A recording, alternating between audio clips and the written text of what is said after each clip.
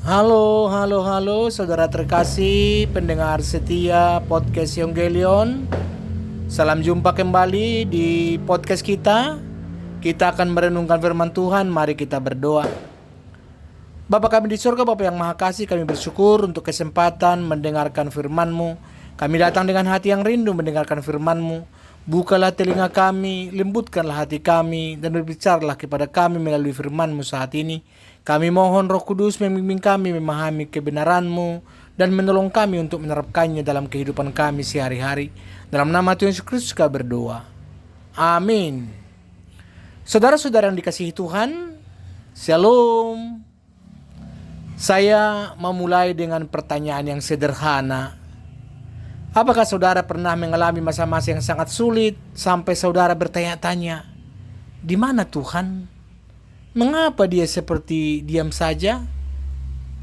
Kalau di Medan ada lelucon, apa bedanya sinyal HP dengan Tuhan? Orang bilang sinyal HP kadang hilang di gunung, tapi Tuhan selalu ada meskipun kadang kita yang tidak nyambung. Tapi saya paham, ini bukan soal lelucon saja, ini soal pergumulan nyata. Ketika usaha bangkrut, ketika hasil panen gagal, ketika anak sakit keras, ketika tabungan habis, pertanyaan yang muncul sangat manusiawi. Tuhan, masihkah Engkau peduli? Hari ini kita akan mempelajari seorang nabi yang mengalami pergumulan yang sama, namanya Habakuk. Dan di tengah situasi yang sangat buruk, bahkan lebih buruk dari yang pernah kita bayangkan, ia menulis sesuatu yang luar biasa. Sebuah nyanyian sukacita. Saudara-saudari, mari kita buka Alkitab. Habakuk 3 ayat 10 sampai 19. Habakuk 3 ayat 10 sampai 19. Saya akan bacakan untuk kita. Melihat engkau gunung-gunung gemetar, air bah menderu, lalu samudra raya memperdengarkan suaranya dan mengangkat tangannya. Matahari, bulan berhenti di tempat kediamannya, karena cahaya anak-anak panahmu yang melayang laju, karena kilauan tombakmu yang berkilat.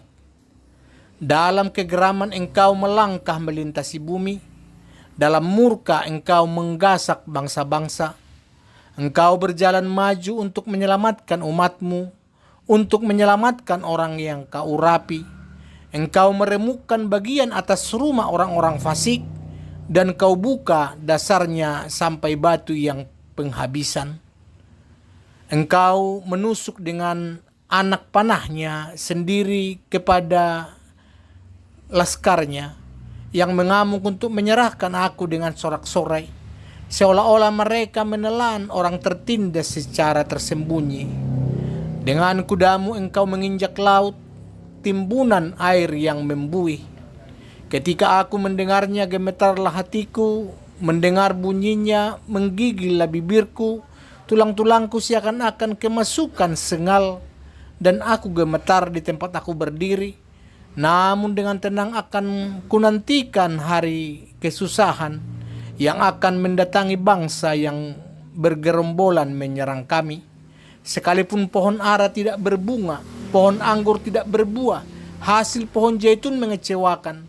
Sekalipun kadang-kadang tidak menghasilkan bahan makanan, kambing domba terhalau dari kurungan, dan tidak ada lembu sapi dalam kandang. Namun aku akan bersorak-sorak di dalam Tuhan, beria-ria di dalam Allah yang menyelamatkan aku. Allah Tuhanku itu kekuatanku, Ia membuat kakiku seperti kaki rusa, Ia membiarkan aku berjejak di bukit-bukitku. Ini untuk pemimpin biduan dengan permainan kecapi. Sampai di situ bacaan kita. Saudara-saudari, untuk memahami mengapa kata-kata Habakuk begitu luar biasa, kita perlu tahu dulu situasi yang ia hadapi. Jadi Habakuk hidup sekitar tahun 600-an sebelum Masehi, di masa-masa terakhir kerajaan Yehuda. Bayangkan situasi ini, bangsa pilihan Tuhan itu sedang dalam kondisi moral yang sangat bobrok. Pemimpinnya korup, pengadilan tidak adil, orang kaya menindas orang miskin, kekerasan merajalela. Habakuk adalah nabi yang jujur. Ia tidak pakai basa-basi. Kalau kita lihat di pasal 1, ia langsung protes kepada Tuhan. Sampai berapa lama lagi ya Tuhan aku berteriak, tetapi tidak kau dengar. Aku berseru kepadamu penindasan, tetapi tidak kau tolong. Itu kita baca di Habakuk 1. Ini seperti kita yang frustrasi karena sudah berdoa bertahun-tahun tapi situasi malah makin buruk. Lalu Tuhan menjawab, tapi jawabannya membuat Habakuk makin bingung. Tuhan berkata, aku akan mengirim bangsa Kasdim atau Babel maksudnya ya, untuk menghukum Yehuda. Habakuk langsung shock. Tunggu dulu Tuhan, bangsa Babel itu lebih jahat lagi. Kok malah mereka yang engkau pakai? Inilah pergumulan iman yang sangat dalam. Kadang Tuhan mengizinkan hal-hal yang tidak kita mengerti, bahkan sepertinya bertentangan dengan karakternya yang adil dan kasih. Sekarang kita tiba di pasal yang ketiga. Ini bagian akhir dari kitab Habakuk. Di sini Habakuk sudah mendapat jawaban dari Tuhan. Ia sudah memahami bahwa Tuhan berdaulat, bahkan dalam situasi yang kacau balau. Jadi kalau ayat 10 sampai 15 yang nanti akan yang kita baca tadi adalah gambaran puitis tentang kekuasaan Tuhan.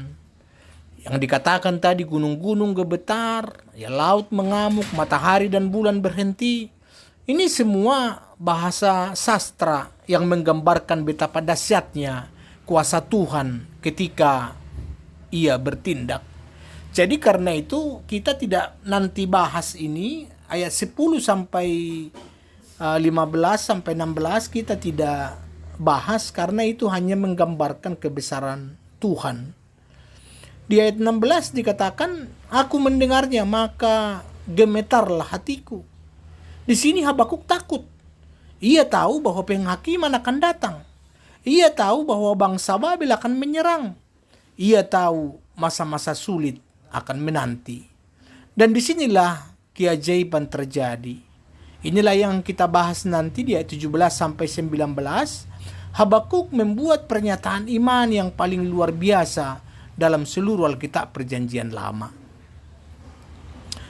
Karena itu kita akan masuk ke eksposisi ayat ya. Kita mulai dari ayat 17.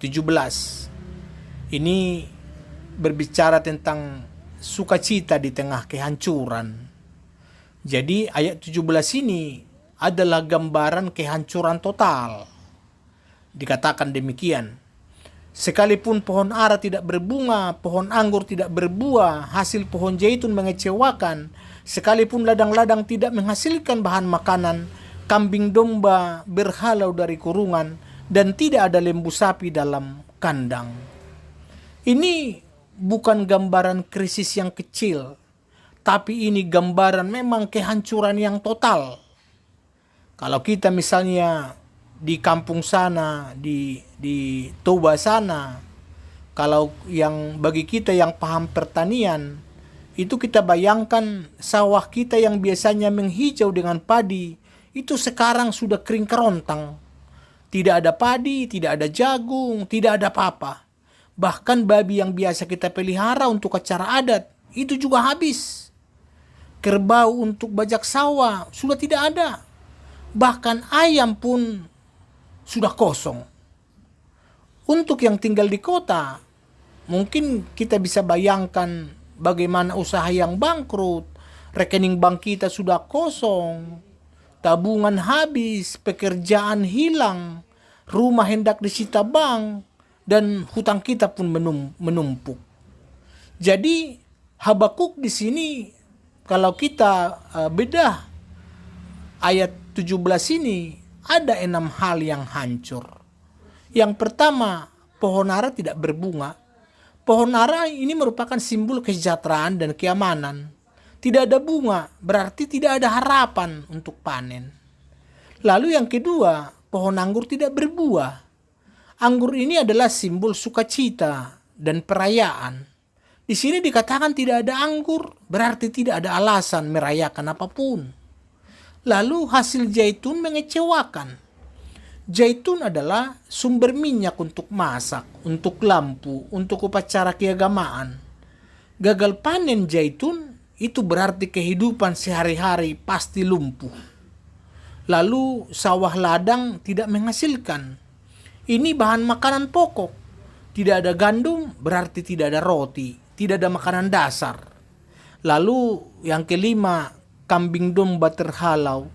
Ternak kecil hilang, modal usaha lenyap. Lalu yang terakhir dikatakan tidak ada lembu sapi.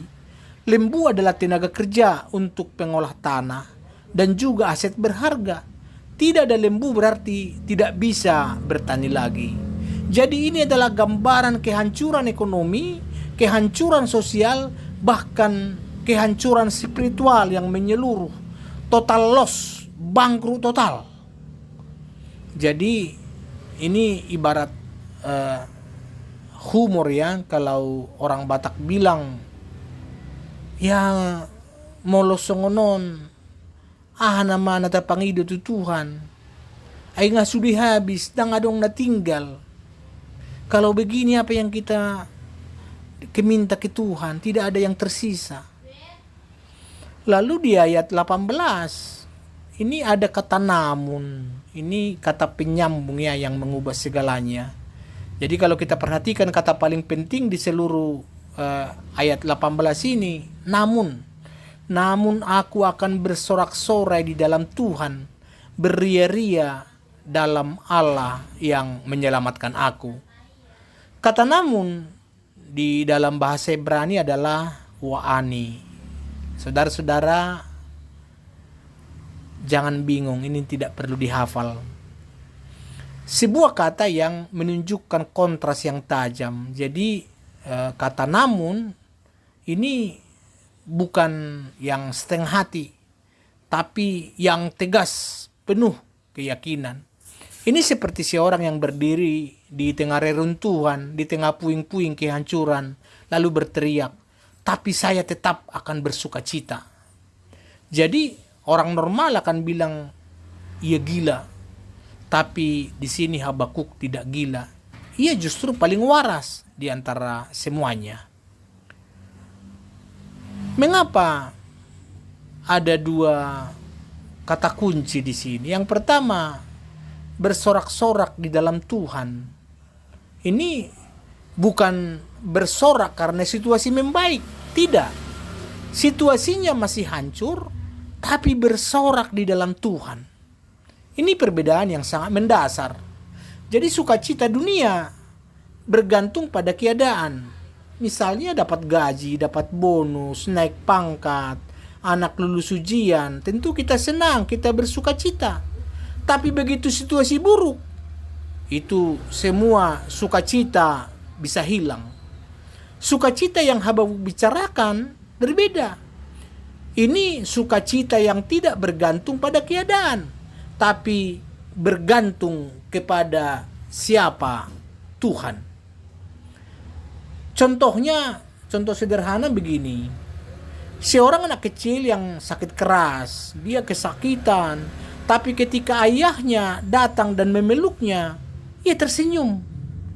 Bukan karena sakitnya hilang, tapi karena ayahnya ada di sana. Jadi kehadiran sang ayah memberi dia sukacita di tengah penderitaan. Yang kedua, Allah yang menyelamatkan aku. Jadi kalau di dalam bahasa Ibrani, Allah yang menyelamatkan adalah Elohoi isi, Allah keselamatanku. Ini bentuk kepemilikan yang sangat personal. Habakuk tidak berkata Allah yang perkasa atau Allah yang adil. Meskipun Tuhan memang perkasa dan adil, tapi Habakuk berkata Allah yang menyelamatkan aku. Ini iman yang personal. Ini hubungan yang intim. Jadi Habakuk tahu bahwa apapun yang terjadi, Tuhannya adalah juru selamat. Dan juru selamat tidak akan membiarkan umatnya hancur selamanya. Sekarang ayat yang ke-19. Ini merupakan kekuatan untuk berjalan di tempat tinggi. Dikatakan, Allah Tuhanku itu kekuatanku. Ia membuat kakiku seperti kaki rusa. Ia membiarkan aku berjejak di bukit-bukitku. Ini merupakan kesimpulan yang sangat indah. Habakuk tidak hanya berjanji untuk bersukacita, tapi ia juga menyatakan dari mana kekuatannya berasal. Dikatakan Allah, Tuhanku itu kekuatanku. Ini kalau dalam bahasa Ibrani, Allah di sini adalah Yahweh Adonai. Ini merupakan nama pribadi Tuhan yang Maha Kudus, ditambah sebutan Tuhan atau penguasa. Ini pengakuan akan kedaulatan penuh Tuhan atas hidupnya. Lalu Habakuk berkata, kekuatanku, bukan salah satu kekuatanku atau kekuatan cadangan, tapi kekuatanku. Memang itulah satu-satunya sumber kekuatan. Jadi banyak orang punya banyak sumber kekuatan. Ada yang mengandalkan uang, ada jabatan, ada koneksi, ada kesehatan. Tapi semua itu bisa hilang. Di sini Habakuk berkata bahwa Tuhan adalah kekuatanku. Karena hanya Tuhan yang tidak akan pernah hilang atau berubah. Lalu ia membuat kakiku seperti kaki rusa. Ini merupakan gambaran yang sangat puitis. Bahwa rusa di Timur Tengah dikenal karena kemampuannya berjalan di medan yang sangat sulit. Di tebing curam dia bisa, di batu-batu yang licin, di jurang terjal. Kaki rusa dirancang khusus untuk medan seperti itu. Jadi Habakuk berkata bahwa Tuhan membuat kakinya seperti kaki rusa. Artinya Tuhan memberinya kemampuan untuk melewati medan kehidupan yang paling sulit sekalipun. Ketika jalan hidup terjal, ketika semuanya licin dan berbahaya, ketika satu langkah salah bisa fatal, Tuhan memberi kita kaki seperti rusa yang dapat berjalan dengan aman. Ini ada cerita seorang pendaki gunung, saya tidak sebutkan di mana gitu ya. Dia hampir terpeleset di jurang, lalu ia berkata, saat itu saya tidak tahu bagaimana kaki saya bisa menemukan pijakan. Saya cuma berdoa dan entah bagaimana kaki saya menemukan batu yang kokoh. Saya yakin itu campur tangan Tuhan. Lalu ia membiarkan aku berjejak di bukit-bukitku. Kata bukit-bukit di sini bisa berarti tempat-tempat tinggi, tempat yang aman, tempat perlindungan.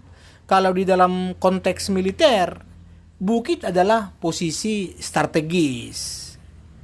Jadi Habakuk berkata bahwa Tuhan membiarkannya berdiri di tegak atau berdiri di tempat tinggi. Bukan terjatuh, bukan tenggelam, tapi berdiri tegak di tempat yang tinggi. Ini janji kemenangan di tengah kehancuran total. Habakuk melihat ke depan dan tahu bahwa Tuhan akan membawanya ke tempat yang tinggi, ke posisi kemenangan. Saudara-saudari, dari nas ini ada beberapa prinsip teologis yang sangat penting untuk kita pahami. Yang pertama, sukacita sejati tidak bergantung pada keadaan. Ini adalah prinsip pertama dan paling fundamental, bahwa dunia mengajarkan kita untuk bersukacita karena hal-hal yang terjadi. Ada hal-hal baik yang kita dapatkan. Alkitab mengajarkan kita untuk bersukacita meskipun hal-hal buruk terjadi. Jadi yang diajarkan Alkitab bahwa kita bersukacita meskipun banyak tantangan atau hal-hal buruk yang kita hadapi. Di sini perhatikan Habakuk tidak berkata, ketika pohon ara berbunga saya akan bersukacita. Tapi ia berkata, sekalipun pohon ara tidak berbunga, saya akan bersukacita. Ini bukan sikap positif palsu atau penyangkalan realitas. Habakuk sangat realistis tentang kondisinya.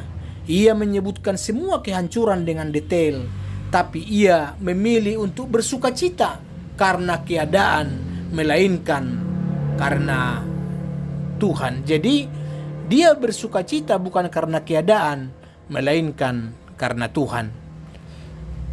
Di Perjanjian Baru, Rasul Paulus mengulangi prinsip ini. Di Filipi 4 ayat 4 dikatakan, bersukacitalah senantiasa dalam Tuhan.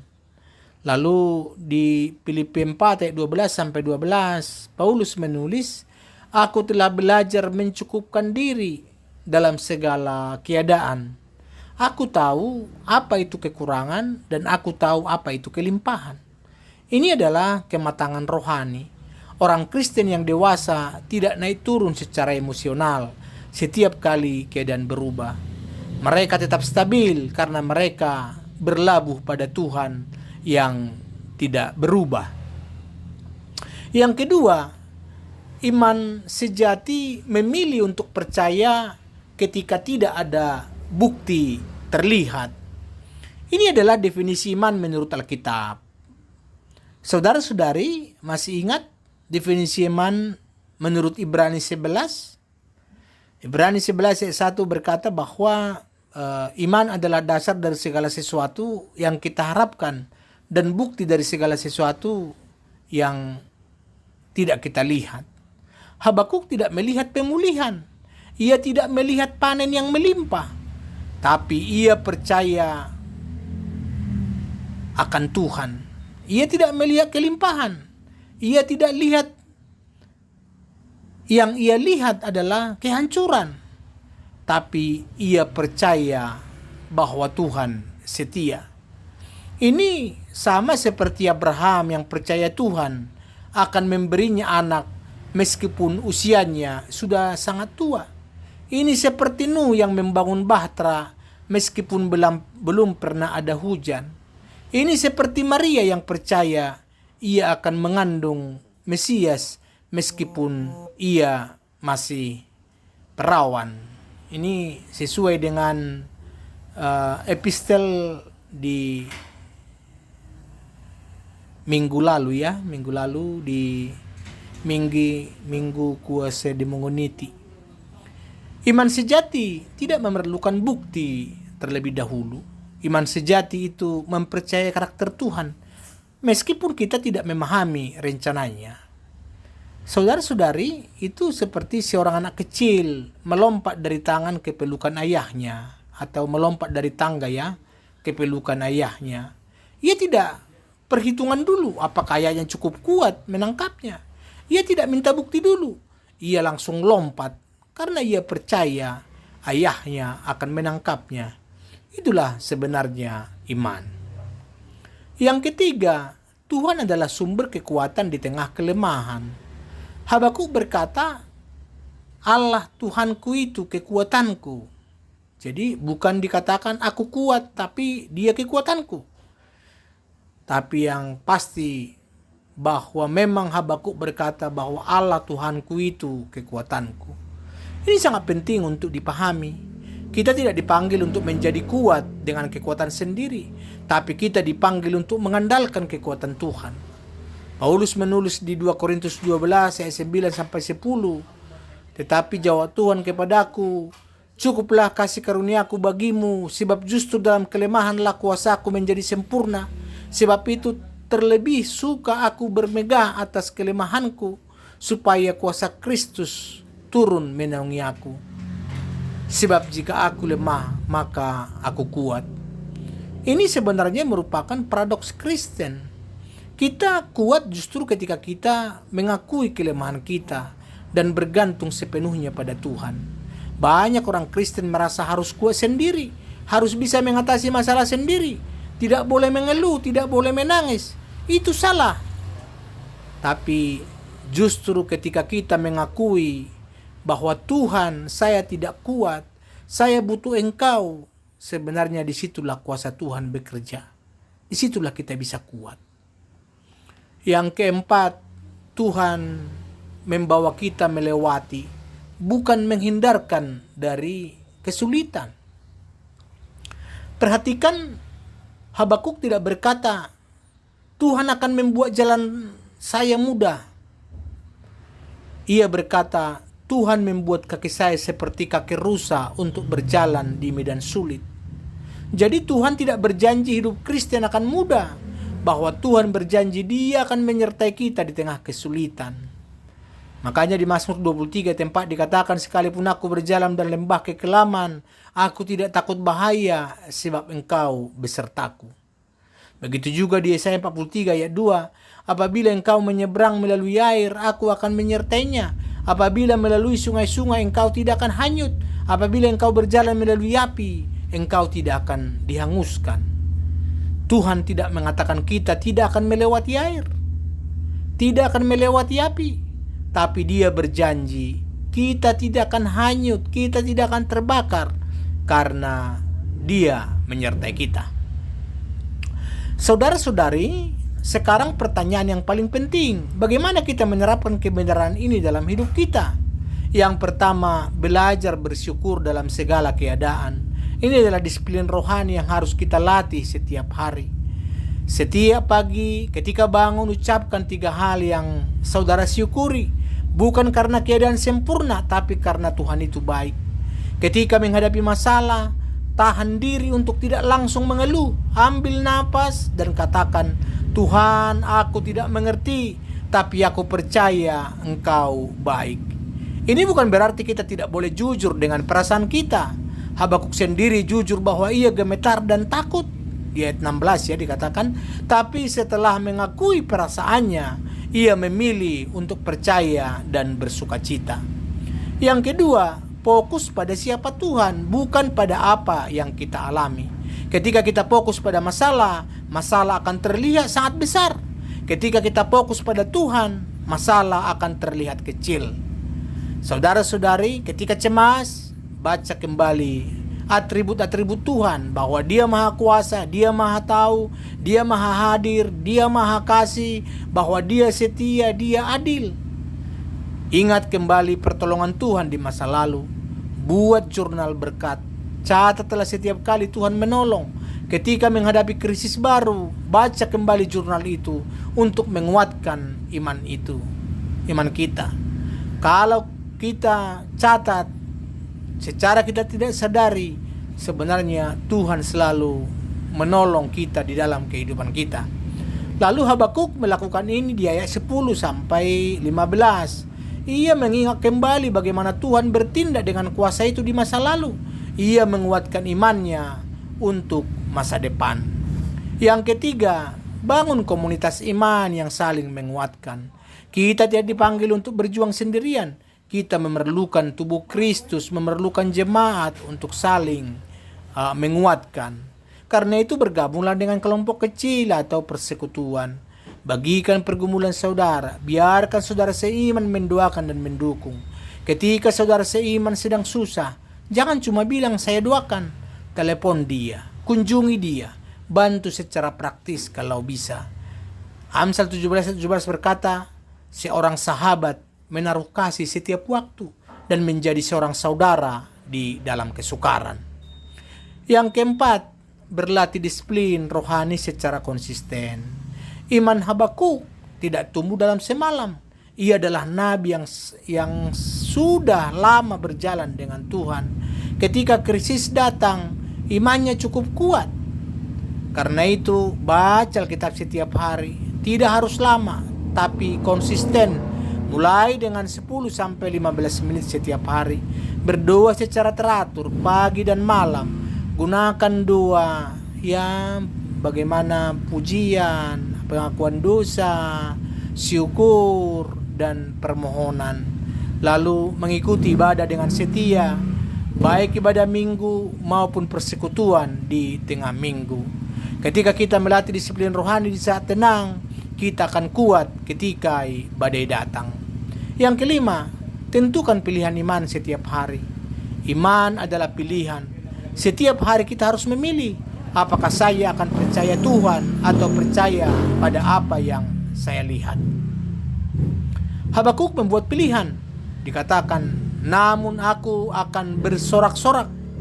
Ini kehendak yang disengaja, bahwa kita pun setiap pagi nyatakan dengan suara keras, Tuhan adalah kekuatanku. Aku memilih untuk percaya Dia hari ini. Ketika pikiran negatif datang, ambil pikiran itu dan gantikan dengan kebenaran firman Tuhan.